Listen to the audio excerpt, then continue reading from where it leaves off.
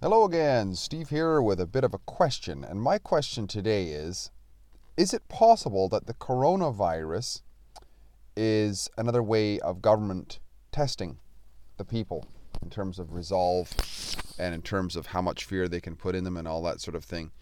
I tend to think that it's probably legit. I don't know. All I have is reports from mostly the Chinese government, which I wouldn't want to, or people in China, I guess, which I wouldn't want to trust that much.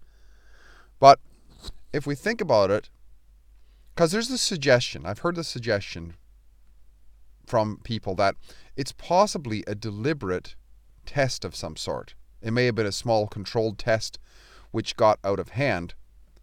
But I don't know. There's apparently a test facility for some sort of bioweapons right around the epicenter of where this all started. And so the likelihood is that's where it came from. And the whole idea that it's snakes or bats or whatever is just nonsense because, Chinese people in that area have probably been eating those sort of things forever.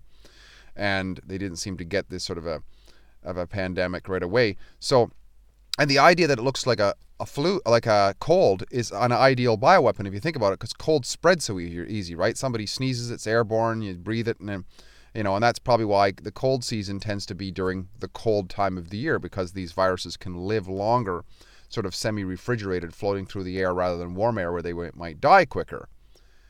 So it's released in January, and a bunch of people catch it. I don't know. The reason I'm a little bit suspicious, even though I've heard people say this before, but the reason I'm a little bit suspicious is because so many of these fear-inducing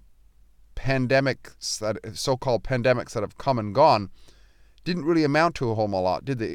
AIDS was supposed to jump over into the heterosexual community. It never did. SARS was supposed to maybe take hold and run. So it was swine flu and pig flu and all these sorts of things. And of course, in the meantime, who's profiting from this? It's those who come up with serums and what have you to inject. Think about the whole flu inoculation racket that's going on. Maybe it's not a racket, but it seems to be, because people who get these flu shots, they seem to get more sick than I do, and I never get them. But that's, once again, anecdote. There's nothing to write home about for sure. But that's my question to people: is it possible that this is just a controlled release to freak people out, and maybe it got out of hand, but maybe it's going to die down? But whenever you can stoke fear into people, you got more control over them, don't you? So maybe that's what it is. I don't know.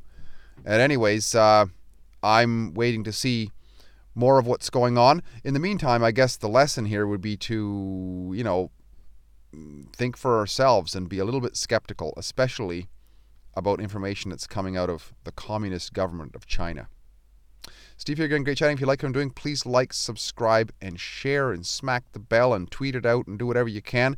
It's the only way this channel can grow, is by people like you who enjoy this simple content. Talk again soon. Bye for now.